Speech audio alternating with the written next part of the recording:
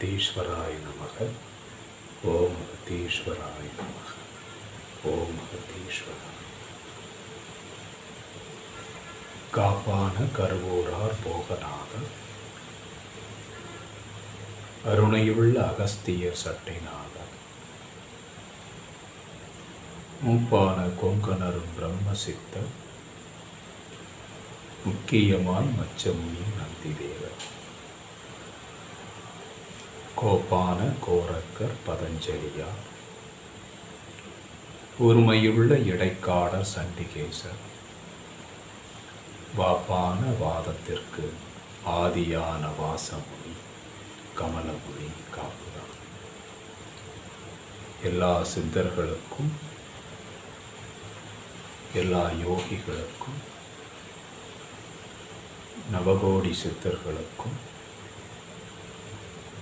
நவநாத யோகிகளுக்கும் மகரிஷிகளுக்கும் மகரிஷிகளுக்கும் பிரம்ம ரிஷிகளுக்கும் ஆதி சத்குருநாதர் அகஸ்தியருக்கும் ஞானகுரு சுப்பிரமணியருக்கும் ஆதிகுரு சிவனுக்கும் ஆதிசக்தியான பிரபஞ்ச சக்திக்கும் சிரம் தாழ்த்தி வணங்கி போகிறோம்.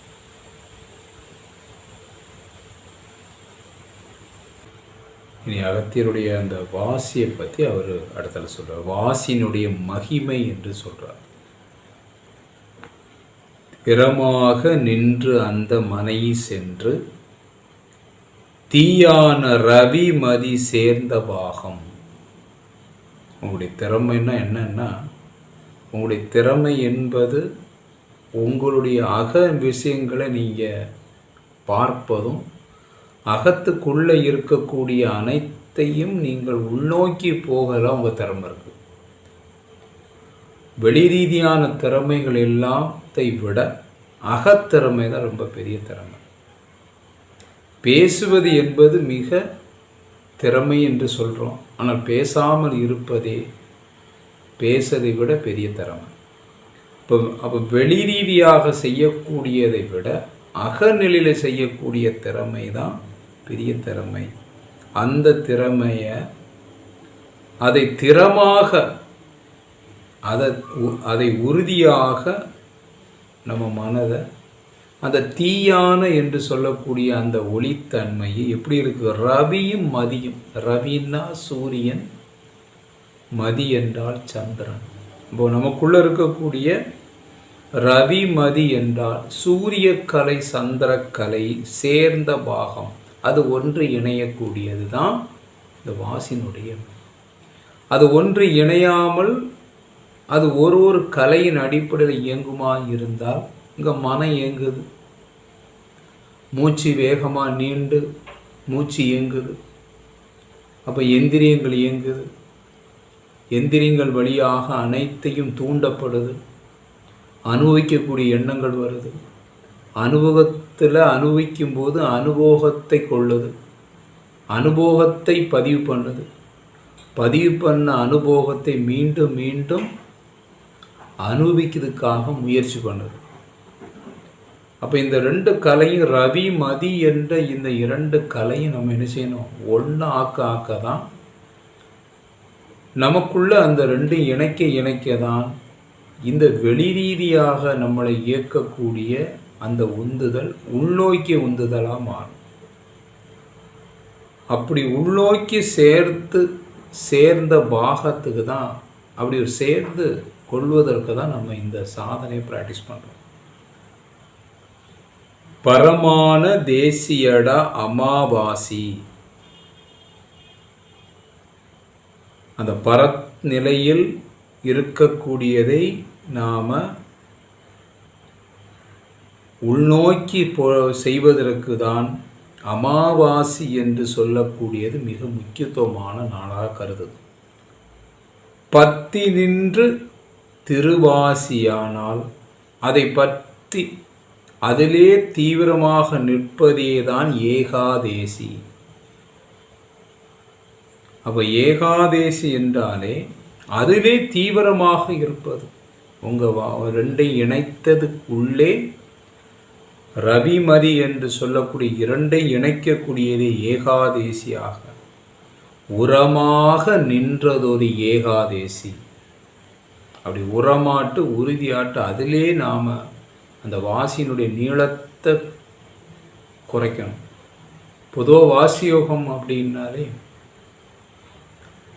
நமக்கு எப்படி அந்த வாசியோகம் கொடுக்குது அப்படின்னு நீங்கள் நல்லா பார்த்தீங்கன்னா,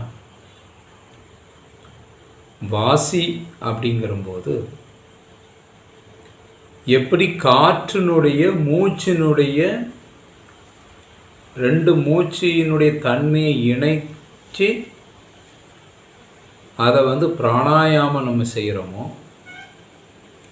அதுக்கு பிறகு அந்த ரெண்டு மூச்சை இணைத்து ரெண்டு காற்றினுடைய நீளத்தை குறைச்சி நம்ம வாரமோ,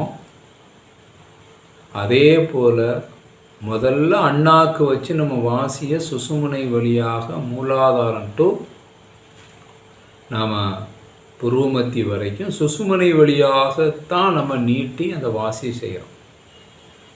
இந்த வாசியையும் நாம் என்ன செய்யணும், முதல்ல நீளத்தில் இருக்கக்கூடிய அதனுடைய இயக்கத்தில் இயங்க வைக்கிறோம். அந்த நீளத்தை இயங்க வைக்கிறோம். அதுக்கு பிறகு அந்த நீளத்தையே குறைக்க வைக்கிறோம். அப்போ இந்த வாசிங்கிறது நம்ம சாதாரணமாக நம்ம சுசுமுனையில் மட்டும் பண்ணுறதாக நீங்கள் நினச்சிடக்கூடாது. பொதுவாக எல்லாரும் அப்படி தான் நினைக்கலாம். வாசி யோகம்னா முதுகுத்தண்டு வழியாக பண்ணுறது தான் வாசி, அல்லது அண்ணாக்கை மட்டும்தான் பயன்படுத்த வாசி. அண்ணாக்கை பயன்படுத்துவது, முதுகுத்தண்டு பயன்படுத்துவது அதனுடைய முதல் கட்டமான இதுதான். அப்போ காற்றில் நினைவு வச்சு இருந்த நாம் பிராணனுக்கு நம்ம என்ன செய்யறோம், உள்நிலையை அடுத்த கட்ட நிலைக்கு போகிறோம். அப்போ பிராணனில் வச்சு மட்டும் செய்யக்கூடிய நாம படிப்படியாக சுசுமுனையில் இருக்கக்கூடிய பிராணனுடைய நீளத்தையும் குறைக்கணும். அப்போ கீழே இருக்கக்கூடிய ஒவ்வொரு இதையும் கட் பண்ணி குறைச்சி மேலே கொண்டு போய் ஒடுங்க தான் உங்களுக்கு நாதம் பூரணமான நாதமாக அது மாறும். நாதம்தான் அது ஒடுக்கம் எங்கே போய் ஆகுது, ஒளியில் போய் ஒடுங்குது. அப்போ இதில் தீவிரமாக பற்றி அதில் நின்றால் மட்டும்தான் அது திருவாசியை தான் நம்ம ஏகாதேசின்னு சொல்கிறோம். யாருக்கு அந்த திருவாசி எப்போ நடக்குதோ அவங்க ஏகாதேசி நிலையில் இருக்கிறாங்க, ஏகமான வாசியில் இருக்காங்கன்னு அர்த்தம். இப்போ ஏகமான நிலையில் இருக்கக்கூடிய நிலையில் போகும்போது எப்போதுமே நீங்கள் ஏகாதேசி எனும் நிலையில் வந்துடுங்க. உகந்த சதுரகிரியிலே உறவாய் நின்று சரமான சாபதமாய் தேசியாகி தன்வாசி கொண்ட பரதேசியாமே. அப்போ உகந்த சதுரகிரி என்றால், சதுரம் என்றால் ஒரு நம்ம சொல்லக்கூடிய ஸ்கொயர், அது 4 பக்கமும் அது சரியான இணைப்பு உள்ளது. இப்போ நம்மளுடைய எல்லா உணர்வும் அந்த ஒன்றில் முழுமையாக எங்குமே ஓப்பன் இல்லாமல் பூரணமாக இணைப்பு உள்ளதைத்தான் இங்கே உள்நிலை சதுரகிரி என்று நம்மளுடைய இதில் சொல்லுது. அண்ணாக்கு மேலே இருக்கக்கூடிய அந்த பாகங்களை சதுரகிரி என்றும், அது சரியான முறையில் சரமானம்னா சரம் என்று ரொம்ப நுண்ணிய அந்த சரமான நிலையில் நிற்கும்போது தான் சாபதாய் அதனுடைய தன்மைகள் எல்லாமே ஒடுங்கி தேசியாகி, அது பரதேசி என்றால் பரத்தனுடைய தன்மையை உள்நிலையில் இருக்கக்கூடிய தன்மை கொண்டதாகி தன்வாசி கொண்ட அந்த பரதேசியாமை, தன் வாசியே பரத்தனுடைய தன்மையில் இருக்கக்கூடியதை உணர்ந்தக்கூடியவன் தான் பரதேசின்னு சொல்கிறோம். தேசி என்ற குதிரையடா வாசியாகி சிவசிவா சதுரகிரி வட்டமேறி நாசி முனை மதில் வள நாதன் தானும். நாசி முனையில், நாசின்னு 2 நாசி இருக்கு. நம்முடைய வாசி எல்லாம் குதிரை மாதிரி. அந்த குதிரைக்கு மேலே நாம் ஏறிட்டா அந்த குதிரை நம்மளுடைய கண்ட்ரோலில் இருக்கும். அப்படி இல்லைன்னா குதிரைக்கு நாம் கண்ட்ரோலில் இருக்கும். ஏன் அதை குதிரைன்னு சொல்கிறாங்க? நம்முடைய சுவாசம் எல்லாமே குதிரை மாதிரி. எப்படி குதிரை குதிரைக்காரண்ட எப்படி கண்ட்ரோலில் இருக்குதோ, இல்லைன்னா குதிரைக்கினுடைய இதில் நாம் அதுக்கு பின்னாடி ஓட வேண்டியிருக்கும். அப்போது வாழ்க்கையில் நம்ம எல்லாருமே எப்படி இருக்கோம் அப்படின்னா, குதிரையை நம்ம என்ன செஞ்சிட்ருக்கோம்? குதிரைக்கு பின்னாடி நம்ம ஓடுறோம். நம்முடைய சுவாசத்தின் பின்னாடி தான் நம்ம ஓடிக்கிட்டு இருக்கோம். ஆனால் ஒரு சாதகன் தன்னுடைய வாசியை என்ன செய்கிறான்?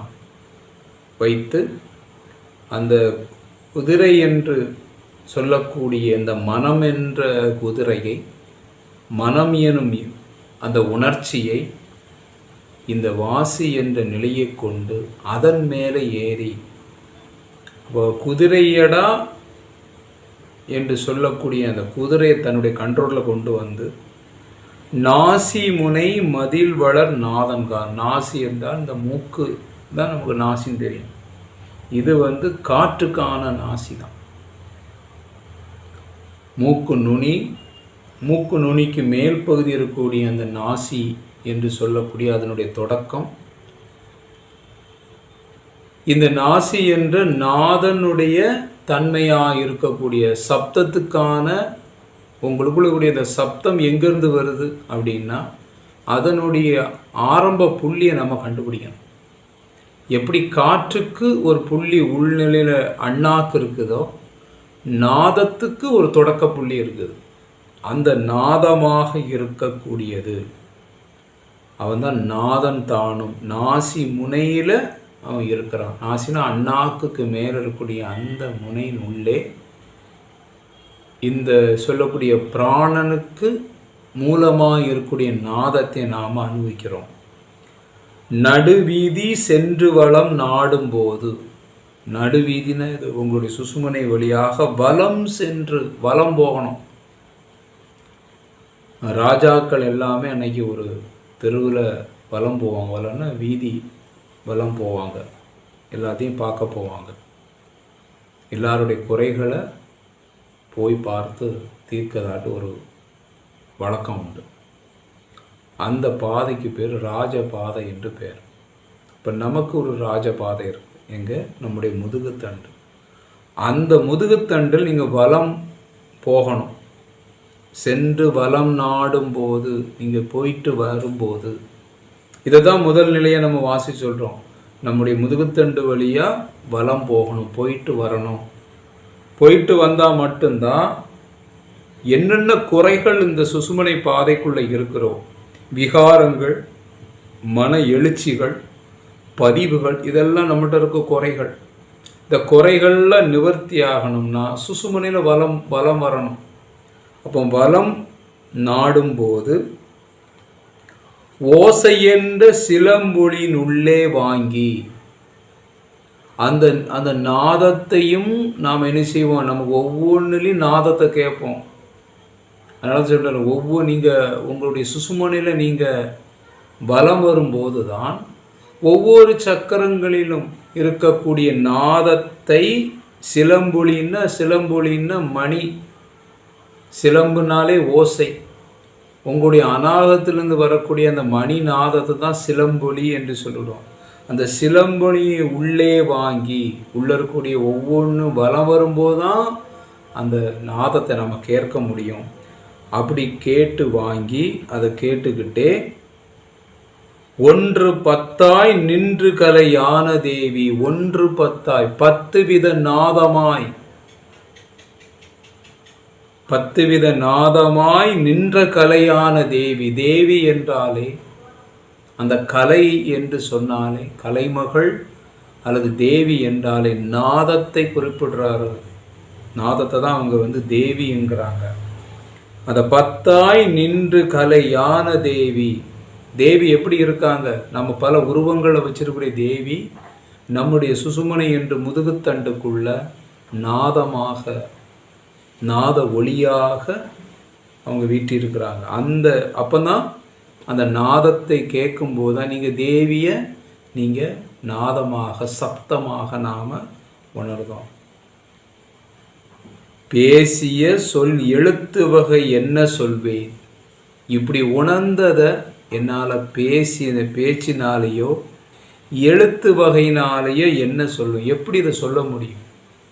அகத்தினுள்ளே அனுபவிக்கக்கூடிய அனுபவத்தை இங்கே யாராலையும் எந்த வார்த்தையாலும் விளக்க முடியாது, யாராலும் இதை சொல்ல முடியாது. அவரவர் அனுபவத்தை அனுபவித்தை மட்டும்தான் உணர முடியும். சுவையை நாம் அனுபவிக்கலாம், ஆனால் சுவையை யாருக்கும் நம்ம என்ன செய்ய முடியாது, வார்த்தையினால் விளக்க முடியாது. 10 சொன்ன சிவசக்தி பாதம், அந்த 10 சொன்னது எல்லாமே சிவசக்தி பாதமாக, சிவம் எனும் ஒளியினுடைய பாதம் சக்தி. பாதம் என்றாலே சக்தி என்று அர்த்தம், அது நாதம் என்று அர்த்தம். அந்த சிவசக்தி பாதம் பயபக்தியாய் மனதில் பதிவான எண்ணி, பயபக்தியோட, பயம் என்று சொல்லக்கூடிய இங்கே நம்ம செய்யக்கூடிய பயம் இல்லை, அந்த பயம் இல்லை. பயோபக்தி என்றால், பயபக்தி என்றால் இந்த உலக ரீதியான எதற்கெல்லாம் நீங்கள் பயந்தீங்களோ அந்த பயத்துக்கான மூலமே அந்த சக்தி தான். இங்கே உலக ரீதியாக இருக்கக்கூடிய எல்லாமே அந்த சக்தியினுடைய வெளிப்பாடு தான். அந்த சக்தியினுடைய வெளிப்பாடை தான் நாம் தெரியாமல் பயந்துட்டு இருந்தோம். எல்லாத்தையும் பயந்து இருந்த அந்த பயத்துக்கு மூலமாக இருக்கக்கூடிய சக்தியே இருக்கனால பயம் இல்லாமல், பயம் கொள்ள வேண்டியதில்லை. அந்த பயபக்தியாக, பயத்தை பக்தியாக்கி பதியாக எண்ணி, அவங்க தான் பதியாக எண்ணி உத்தமொழி சுத்தமென அந்தி சந்தி, உத்தமொழி உத்தமமான மொழியாக சுத்தமானதாகவும், அந்தி சந்தி, அந்தியும் சந்தின்னா 2 சூரியன் சந்திரனுடைய இணைப்பு தன்மையை இணைத்து உருப்படுத்தி திருவருளை எண்ணி கண்டு, இதெல்லாம் உருவாக்கி உருப்படுத்தி ஒன்றாக இணைந்த நிலையில கேட்டு சித்தமென்றான் பாக்கியமடா முக்தி மோட்சம். இதுதான் சித்தம். இந்த சித்தம் தெளிதல் என்ன, எது நமக்குள்ள அந்த அரூபமாக, ஞானம் என்பதே ஒரு அரூபமான ஒன்று. ஞானம் என்பது அரூபம், ஞானத்தினுடைய வெளிப்பாடு என்பது ரூபம். அப்போ ஞானமே ஒரு அரூபத்தன்மையாக இருப்பதே தான் நம்ம சித்தம் என்று சொல்கிறோம். அந்த சித்தமென்ற பாக்கியமடா, இந்த சித்தத்தை பாக்கியமாக யார் இருக்காங்களோ அவனுக்கு தான் முக்தி மோட்சம். முக்தி என்பது மோட்சம் என்பது 2 இருக்குது. முக்தி என்பது உடல் எடுக்கக்கூடியதிலிருந்து நாம் விடுபடுவது, கான்செப்டை உடைக்கிறது, பிறப்பெடுக்கான கர்மனுடைய கான்செப்டை கட் பண்ணுறது, இது முக்தி. மோட்சம் என்பது அந்த மகா குருநாதருடைய இருக்கக்கூடிய இதில் நாம் நிலை பெறுவது. அப்போ முக்தி மோட்சம் சின்மயமாய் நின்ற பொருள் தன்னை கேளு, சுத்தமுள்ள சுழியனையாக விந்து வட்டம். இந்த சுத்தமுள்ள சுழியனை ஆட, சுடுமனையோட நீங்கள் ஆட முடியும். விந்து வட்டம்னா ஒளி என்று அர்த்தம். விந்து வட்டம் சுருதியொரு பொருளான சின்மயம் பாறை, பாரான சீமயமே விண்மயமாய் நின்று.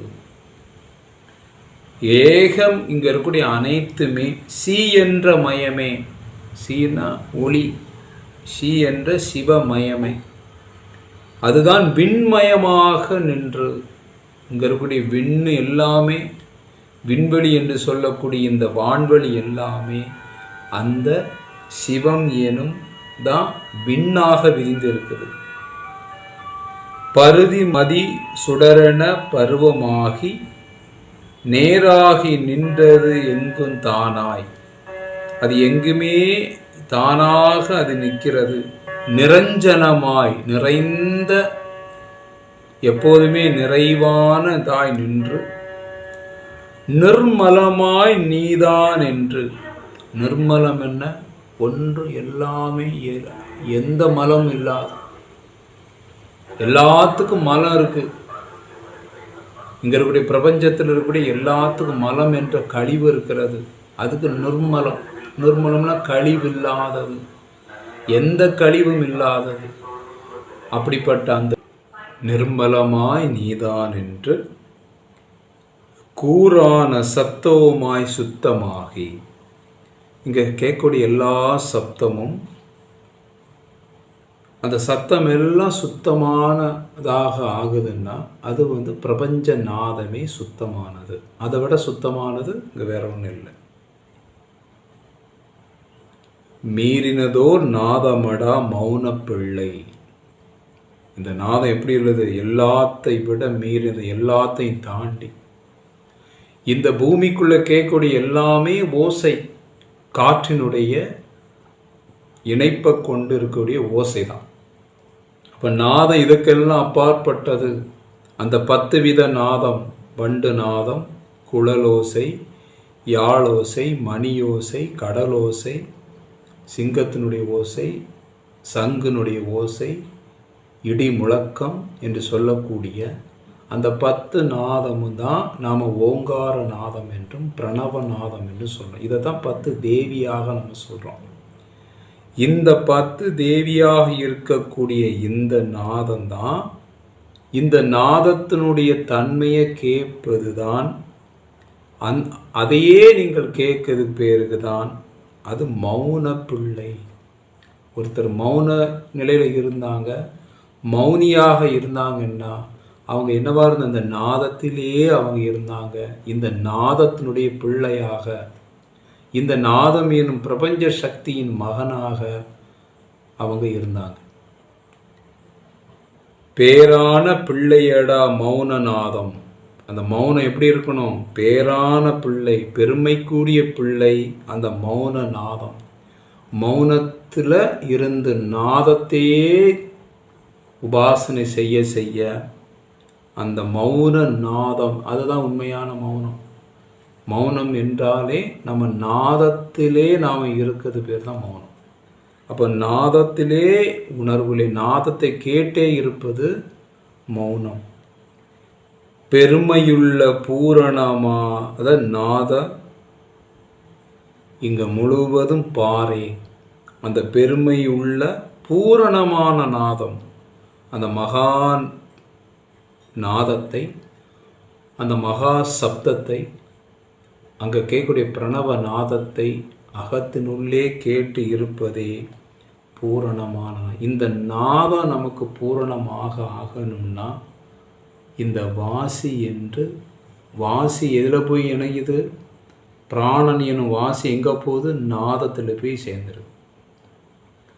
அப்போ முதுகுத்தண்டில் இருந்து நாம் முதல் வாசி கிரியா, இரண்டாவது வாசி கிரியா, இப்படி ஒவ்வொன்றாட்டு போய் 21 டெக்னிக்கல் என்ன போயிடும்?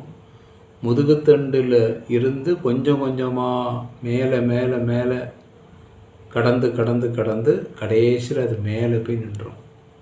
அப்படி மேலே பூர்ணமாக நின்று அதில் நிலைக்கும் போது தான் இந்த வாசி பூரணத்துவம் அடையுது. எதில் போய் பூரணமத்துவம் அடைய முடியும்? இந்த நாதத்தில் போய் இந்த வாசியை போய் ஒடிக்காது.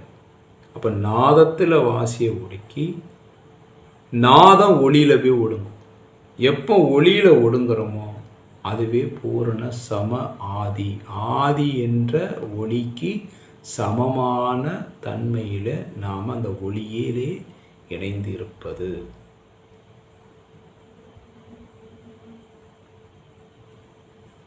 மீண்டும் சந்திக்கலாம். அத்தீஸ்வரன்.